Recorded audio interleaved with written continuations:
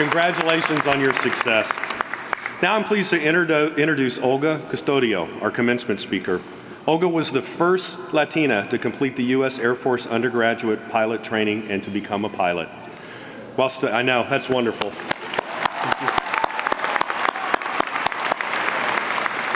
While studying at the University of Puerto Rico, she tried to participate in the university's Reserve Officer Training Corps program, but was denied, as women were not allowed to do so at that time.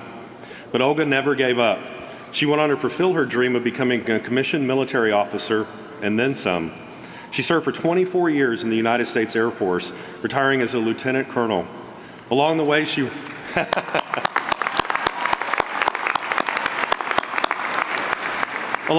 received an Aviation Safety Award for superior airmanship for handling of an in-flight emergency. After transitioning to the U.S. Air Force Reserves, Olga became the first Latina commercial airline pilot and later upgraded to captain, flying for American Airlines.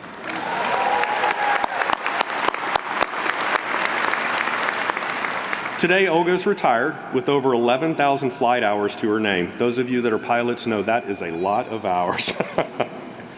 She works with several nonprofit organizations that advocate for inspiring and empowering students, especially those from underserved communities, to pursue careers in aviation and aerospace.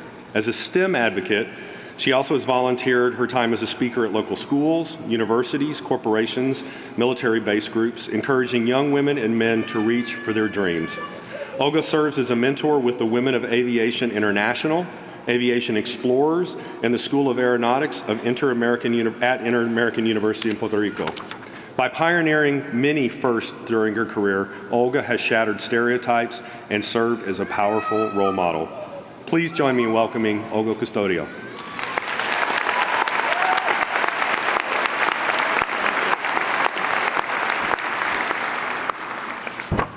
Thank you very much. This is an honor to be here celebrating your success. This is a great moment in your life, whether it's a bachelor's or a master's degree.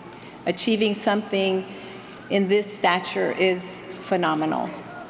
Everyone's decision to make this commitment is unique, but also has a common thread. The feeling of accomplishments after sacrifices and dedication to a goal that you set for yourself. The value of this educational achievement establishes the standard for you and your family. The capstone of the time, effort, sacrifices that you have made working on your degree will be when you walk across this stage today. So there I was. I have to give you a pilot story, because that's what I do. And all pilot stories starts with, so there I was. As a Latina, it was natural because we normally talk with our hands a lot. I've learned to calm that down, but still as a pilot, to instruct you and tell you what you need to do, you have to speak with your hands. It was a warm, those of you from Texas know that there's nothing warm in Texas, it's hot.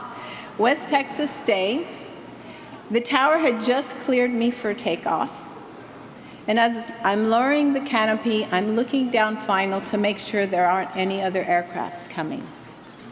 I take the center line, check my engine instruments, and make sure that everything checks okay. Push the power up, release the brakes, and I'm rolling down the runway. V1, check instruments, all good. Continue. V2, rotate, lift off. I get my gear up.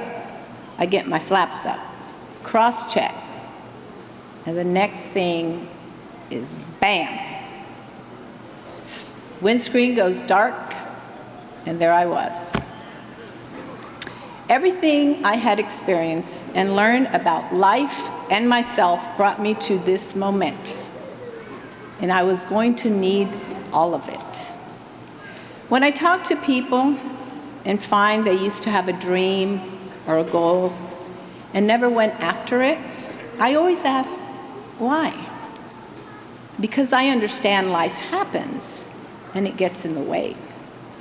But was it really a dream or a goal or just a passing thought? If the next thing they say, with the sound of regret, I wish I would have, my answer is, it's never too late.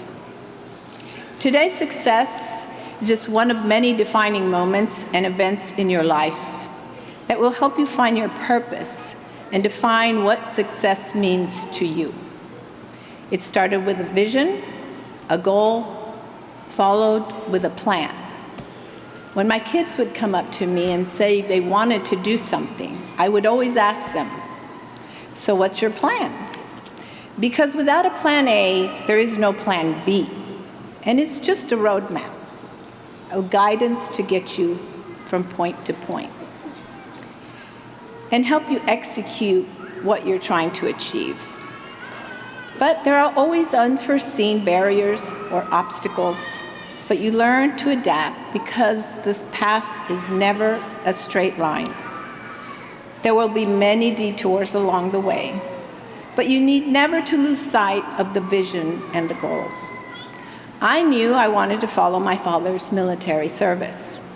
I didn't know what my military service would be, but I knew I was committed to that journey. I had a vision and a plan, and right at the start, the door was shut in my face. My plan to get a math degree, to get a commission with the ROTC program at the University of Puerto Rico, but instead, I was faced with a commander who didn't know what to do with me. And he said he was sorry, but we won't be able to allow you to come into this program. He had pulled out a test out of a drawer. He gave it to me, and then he made me believe that I did not pass that test. I had no idea what discrimination was like. I was 16 years old when I entered college, and to me, he was the commander, he was the authority, and I accepted his word. What I didn't know is that women weren't allowed, and I don't know if he was afraid to tell me or didn't want to tell me. So plan B, accounting, close to math, but not really. But anyway, I needed a degree to be able to get a job now because I knew I wasn't going to be in the service. Overcoming self-doubt isn't easy, but getting the encouragement of others who believe in you is something everyone needs. So remember the people you surround yourself with, that mentored you, that supported you when things got challenging. Sometimes when you're denied an opportunity, it doesn't mean never. It just means it's not the right time or the right opportunity, and there are so many more experiences you still need to have in order to prepare you for the right opportunity. So don't give up. Be open to the detours. You never know what path will give you. Things you never imagined. When I was in my last year at the university, I was taking night courses because I had already taken a full-time job at a commuter airline working in the accounting department. Close to math, right? No. Anyway, so a few months in my last semester that year, I was taking my last 3 courses, and I'd just gotten married. I was really young. I was 21 years old. And all I had was 3 more months to go, 3 courses to finish. And I would get a call at work from my mother, and she would say, "Mija, honey, how are you doing?" "I'm doing great, Mom." And she would say, "Well, you are going to class tonight, right?" She knew how easy it would have been for me to say, "Life is good. I have a job. I'm married. What do I need this for?"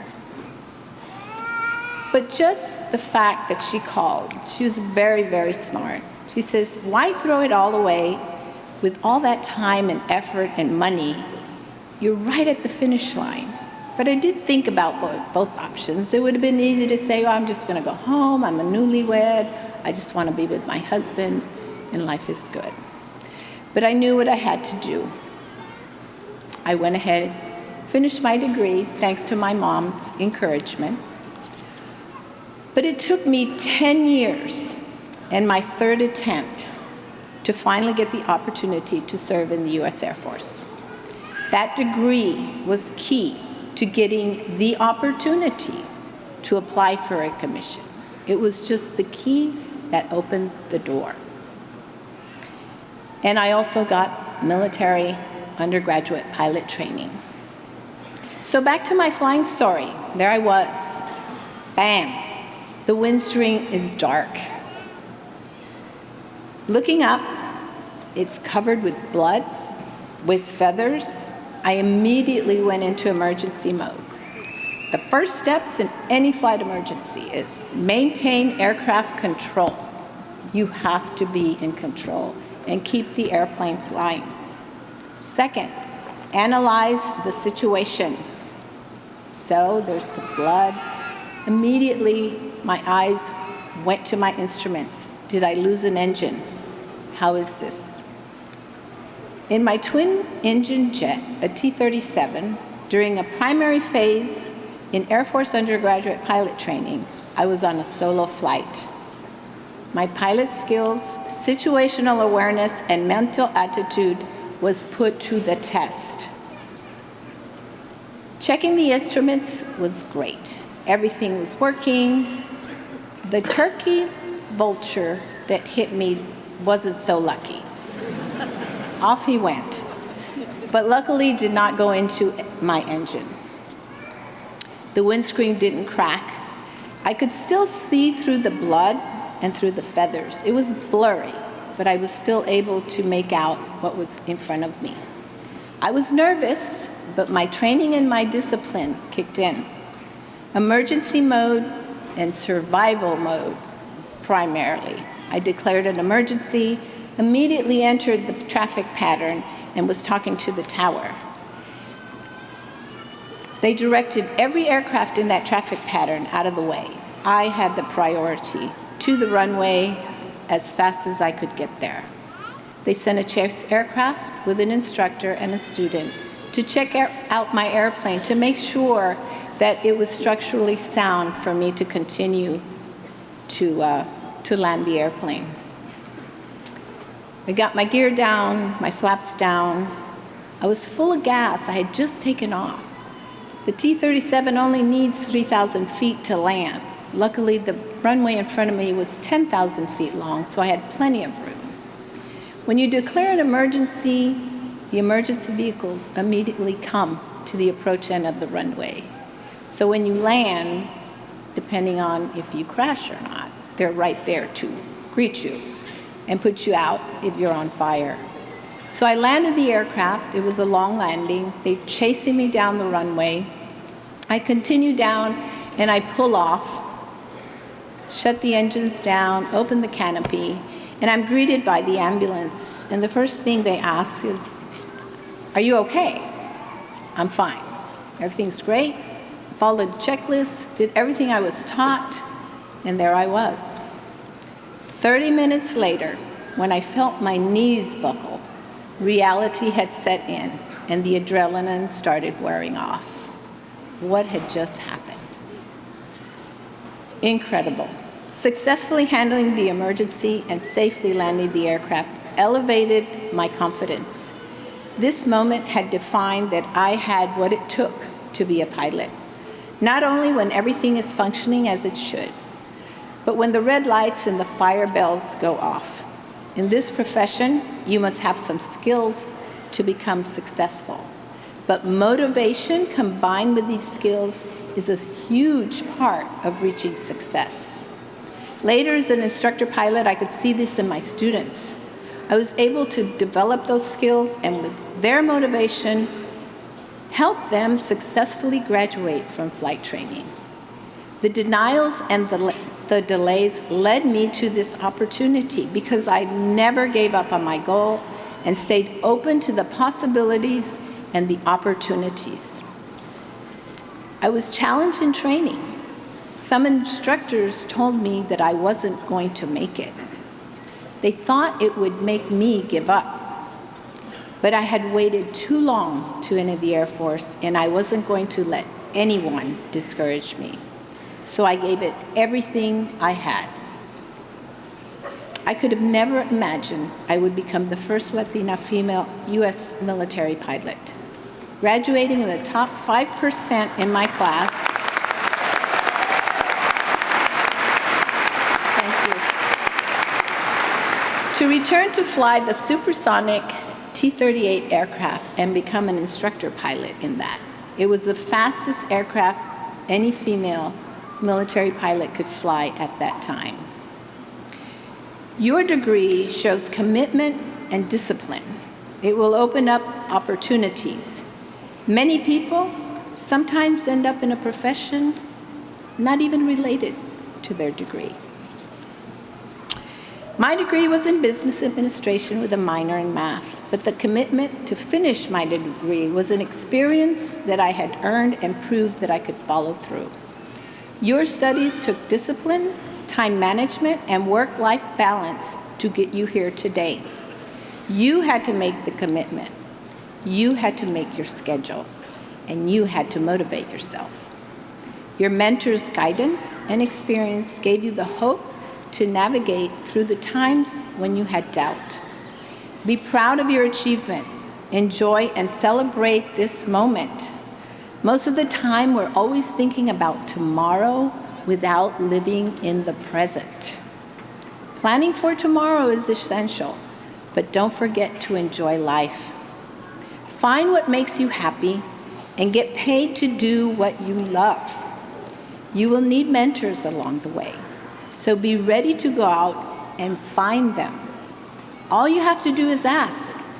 You'll be surprised how many people will be gracious with their time to help you. Great leaders want the people they lead to be successful and succeed. It's up to you to put in the hard work, and as you do, you will gain the respect and the support of others. Stay open to the possibilities and opportunities. Remember that respect is something that you cannot demand. It is earned. Learning how to process information for problem solving is an important skill, which I'm sure you had to use working towards this degree. But just as important is developing your emotional intelligence in order to deal with people and situations. Building relationships through respect and trust is an added value, and make sure you listen with purpose. As you climb your success ladder, don't forget to reach down and pull others up with you. Share your successes as well as your struggles, what you learned from those struggles, and how they made you stronger and more determined. As you continue towards the goals ahead, don't leave behind the people that supported you and encouraged you. Know what and who is important in your life and bring them on the journey with you. They will be there to share your successes, because you've heard the phrase, it's lonely at the top. Those are the people who left everyone behind. I have a personal mantra. It's querer es poder. And those of you who speak Spanish kind of understand what that means, but I will translate. My first translation of this was, where there's a will, there's a way. But through the years, I have learned to translate it in a different way. Where there's a will, there is power. Power behind that will, that you can do anything you put your mind to. I had to make my own path, and I left a trail. I believe it allows an opportunity of awareness for the young and the not so young that anything is possible if you follow your passion and have the patience to pursue it. Don't be afraid to be confident and open to the possibilities that will lead to those opportunities. Stay curious and continue to learn. The next chapter is waiting as you continue your experiences and pursuit of your purpose. Congratulations, well done, and thank you very much.